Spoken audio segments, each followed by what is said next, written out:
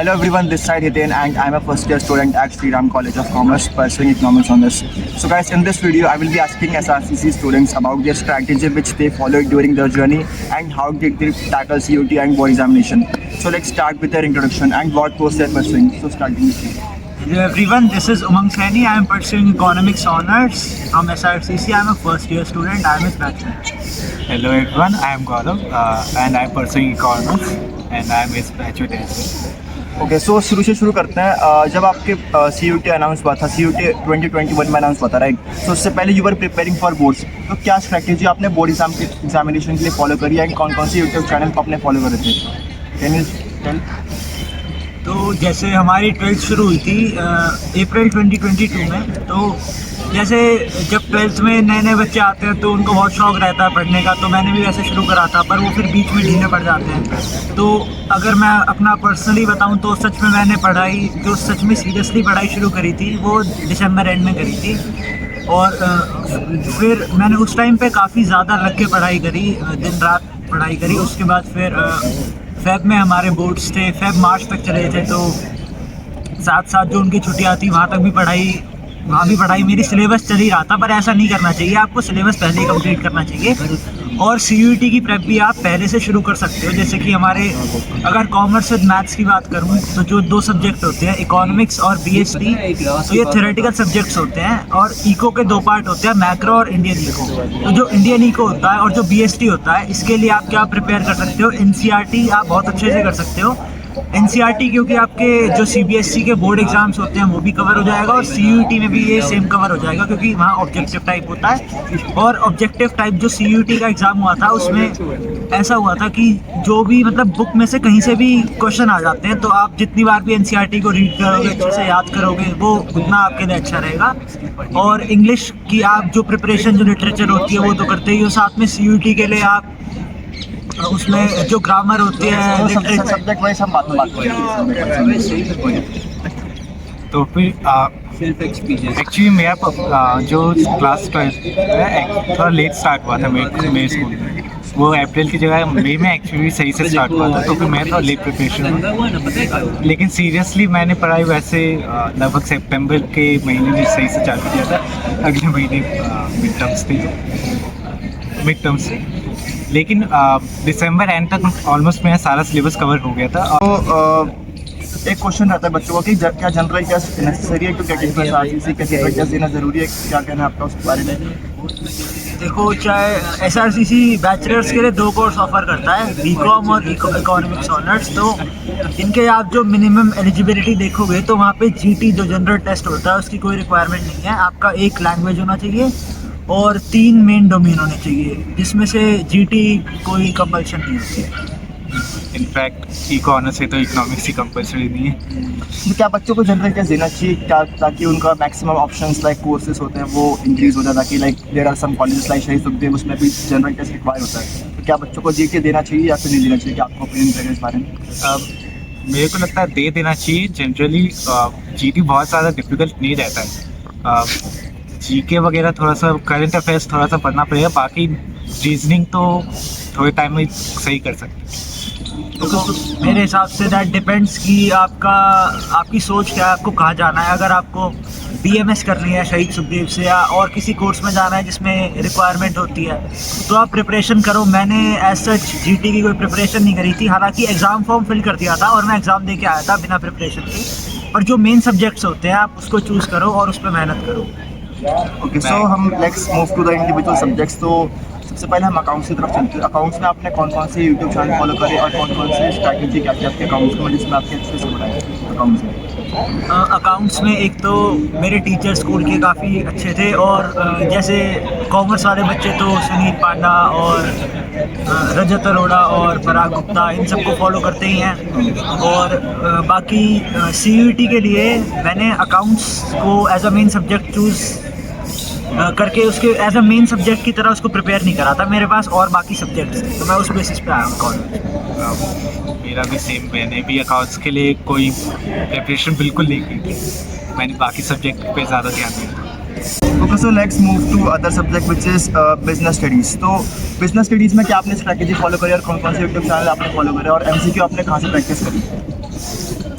तो जो business study subject होता है वो थ्योरेटिकल बेस्ड होता है। आप बोर्ड एग्ज़ाम और CUET की साथ साथ प्रिपरेशन कर सकते हो इसके लिए, और कम्प्लीटली NCERT पे आप रिलाई कर सकते हो। और जो हमारे टीचर्स हैं सुनील पांडा, रजत अरोड़ा, CA पराग गुप्ता, ये प्रोमिनेंट टीचर्स हैं काफ़ी। तो आप एक काम कर सकते हो, अगर आपको अच्छे से प्रिपरेशन करनी है तो आप इन तीनों की वीडियोस देखो, NCERT रीड करो, बार बार NCERT रीड करो। और MCQs की आपको प्रैक्टिस करनी है अगर CUET के लिए, तो आपको गूगल पे बहुत सारे प्लेटफॉर्म्स मिल जाएंगे जिसपे ये होते हैं। और आई एग्री विद हिम। मैंने भी पहले NCERT की प्रैक्टिस बहुत की थी। कई बार रीड करना चाहिए NCERT। उसके अलावा यूट्यूब चैनल्स में जैसे कि बताया कि रजत अरोड़ा हो गए या फिर सुनील पांडा सर हो गए, तो दोनों में से कोई भी वीडियो देख सकते हैं। इंडिविजुअल पे डिपेंड करता है कि कौन सा वैसा किन से ज़्यादा समझ आता है, लेकिन दोनों में से कोई भी वैसे सही नहीं है। और इसके अलावा अलग से हमें प्रैक्टिस कर लेनी चाहिए, क्योंकि सिर्फ वैसे रीड करने से नहीं होगा, प्रैक्टिस भी करनी चाहिए। तो इसके अलावा कोई भी वेबसाइट ऑनलाइन आप देख सकते हैं। तो sir next move to economics. Economics में आपने क्या फॉलो करी, लाइक मैक्रो इकोनॉमिक्स है और कुछ पोर्शन हमारे लेवल का भी आया था उसमें, राइट। और इंडियन इकोनॉमिक डेवलपमेंट जिसमें कि हमारे गेट्स वगैरह काफ़ी इंपॉर्टेंट होती है। तो आपने इकोनॉमिक्स में क्या स्ट्रेटजी फॉलो करी? तो इकोनॉमिक्स में 2 सब्जेक्ट्स होते हैं, IED इंडियन इकोनॉमिक डेवलपमेंट और मैक्रो इकोनॉमिक्स। तो IED के लिए आप कम्प्लीटली अगर CUET की बात करें तो NCERT आप बिल्कुल रेफ़र करो, और मैक्रो के लिए मैंने संदीप गर्ग रेफ़र करी थी। और इंडियन इकोनॉमिक डेवलपमेंट में जैसे कि डेट्स होती है तो आप उसको बार बार पढ़ सकते हो, जैसे BST को आप बार बार पढ़ते हो और फिर ऐसे ओवर द टाइम आपको याद हो जाती है। और मैक्रो में आप न्यूमेरिकल्स प्रैक्टिस कर सकते हो, यूट्यूबर्स फॉलो करके आप चैप्टर प्रैक्टिस कर सकते हो, वैसे ही कर सकते हो। So let's move to our next subject which is English. तो इंग्लिश में आपने कौन सी स्ट्रैटेजी फॉलो करी थी, क्योंकि इंग्लिश का जो होता है हमारा CUET में क्वेश्चंस वो काफ़ी डिफरेंट होते हैं। तो आपने इंग्लिश में क्या स्ट्रैटेजी फॉलो करी और कौन से MCQ फॉलो करी थी? हाँ। तो जो CUET में जो इंग्लिश का एग्ज़ाम होता है उसमें वैसे इंग्लिश नहीं पूछी जाती जो हमारे बोर्ड्स एग्ज़ाम्स में पूछी जाती है। उसमें हमारा लिटरेचर नहीं आता, ग्रामर आती है और सिंटैक्स और कॉम्प्रिहेंशन आती है 2 या 3, तो ये सब आती है। तो इसकी आप प्रिपरेशन, क्योंकि ये बिल्कुल डिफरेंट होता है तो आपको इसकी अलग से प्रिपरेशन करनी चाहिए, जो कि रिक्वायर्ड भी होती है। क्योंकि बहुत सारे बच्चों का ऐसा हुआ है कि इंग्लिश की वजह से उनके कॉलेज छूटे हैं ऊपर लेवल के। तो आप ये काम कर सकते हो कि इंग्लिश की कॉम्प्रिहेंशन की अलग से प्रैक्टिस कर सकते हो, रोज़ एक कॉम्प्रिहेंशन प्रैक्टिस करो। और ग्रामर के लिए वोकैबुलरीज और सिनोनिम्स एंटोनिम्स ये कर सकते हो। और यूट्यूबर मैं एक बताना चाहूँगा, डियर सर नाम है एक यूट्यूबर का, मैंने उनको रेफ़र करा था बिल्कुल लास्ट मोमेंट पे, तो उनसे काफ़ी हेल्प हुई। एक्चुअली ये इंग्लिश को मैं बोलूँगा कि बाकी सब्जेक्ट तो लास्ट में ही प्रिपेयर किए जा सकते हैं 2-3 महीने, लेकिन इंग्लिश को थोड़ा सा पहले से हमें प्रिपेयर करना चाहिए। ये मैंने फील किया था और मेरे से गलती भी हुई थी कि पहले मैंने प्रिपेयर नहीं किया। और इसके अलावा थोड़े से न्यूज़पेपर्स वगैरह पढ़ सकते हैं, जैसे कि मैंने द हिंदू काफ़ी वैसे पढ़ा था। तो मैंने नोटिस किया था कि उस टाइम जो CUET का लास्ट ईयर का पेपर हुआ था उसके कई सारे वर्ड्स वो उसमें दे रहे थे कि जो पिछले बारी आए थे वो वर्ड्स दे रहे थे, तो फिर उससे समझ आता है। उसके अलावा सबसे ज़्यादा वाइड रेंज भी है इंग्लिश में, क्योंकि उसमें कुछ फिक्स नहीं है कि क्या क्या आ सकता है। जैसे कि हमारे टाइम के पेपर में जो सिलेबस था उसके अलावा बहुत सारी चीज़ें आ गई, तो मैं ये बोलूँगा कि सिर्फ सिलेबस से रिलेटेड नहीं, थोड़ा सा एक्स्ट्रा अलग टाइप्स के भी क्वेश्चन कर लेने चाहिए। So let's move to a last part, जिसकी हम शॉर्ट क्वेश्चन पूछूंगा आपको उसका आंसर करना, ठीक है। तो बच्चों का क्वेश्चन रहता है कि क्या एक एवरेज स्टूडेंट के साथ से आ सकता है, बच्चे की कभी पहले 10 में अच्छे मार्क्स नहीं आए, 9 में अच्छे मार्क्स नहीं आए, क्या वो बच्चा लास्ट के मंथ्स में बहुत बड़ा लग रहा है? देखो बस मेहनत की है जो सब कुछ चेंज कर सकता है, तो आप मेहनत कर लोगे तो आप आ सकते हो। आई थिंक मेहनत वाली बात सही है, आखिर में कभी तो मेहनत करनी ही पड़ेगी, तो कहीं आखिर में ही कर लो, आ सकता है, एवरेज स्टूडेंट भी आ सकता है। और बाकी आप सही टेक्निक से अगर मेहनत करोगे तो बिल्कुल आ सकते हैं। ओके, सो एक क्वेश्चन और है कि अगर किसी बंदे के बोर्ड एग्जाम में लेक्चर से मार्क्स कम आया तो क्या वो एसआरसी CUET में अच्छा परफॉर्म करके एसआरसी जा सकता है? मैंने बहुत सारे बच्चे देखे हैं जिनके 80-85% की लाइन में थे, पर उन्होंने CUET में अच्छे से प्रेप कर ली, तो CUET में अच्छे से प्रेप कर ली तो उनका हो गया एडमिशन। कई ऐसे बच्चे थे जिनके 12th के बोर्ड्स में अच्छे मार्क्स आ गए, पर उन्होंने फिर CUET के लिए इतनी प्रिपरेशन नहीं करी और फिर उनका जो मार्क्स थे वो गिर गए और उनका नहीं हो पाया, तो वो डिपेंड करता है कि आप कंटिन्यूसली मेहनत करते रहो। हाँ, मैंने खुद अपनी 3-4% कम गिरा दिए थे बोर्ड्स में, क्योंकि मेरे को पता था कोई रिलेशन ही नहीं है सीईटी और बोर्ड्स के नंबर में, तो कोई कम मार्क्स वाला भी आ सकता है बोर्ड से कम नंबर थे, कोई relation. So, can you compare SRCC with other colleges? Like SRCC की इतनी हाइप रहती है कि पूरे एशिया का बेस्ट कॉलेज है, तो क्या कंपेयर जो आपने फील कराएंगे और अपने अलग कॉलेज में दिखाई कि जो SRCC में और कॉलेज में कैन यू कंपेयर है? ये काफ़ी डिफिकल्ट क्वेश्चन है, कहना सही नहीं होगा कि ये कॉलेज ज़्यादा ऊपर है या दूसरा कॉलेज ज़्यादा नीचे है। बस ये डिफरेंट है कि यहाँ का क्राउड थोड़ा डिफरेंट है, टीचर्स हेल्पफुल है थोड़े, और बस बच्चे फोकस रहते हैं अपने गोल को लेकर। हाँ, ये कहते हैं। आई थिंक माइंड सेट ही बस एक डिफरेंट बनाएगा SRCC को बाकी अलग कॉलेज से, क्योंकि फैसिलिटीज़ वगैरह सब कुछ तो सेम ही रहते हैं, बस क्राउड ही अलग आता है, तो mind set is the.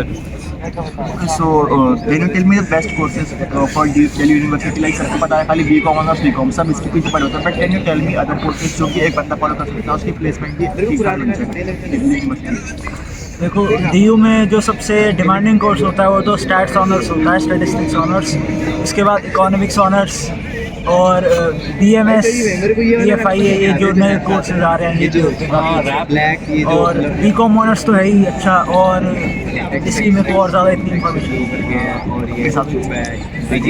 Mission तो ज़्यादा है, लेकिन मेरे को लगता है BMS से काफ़ी ज़्यादा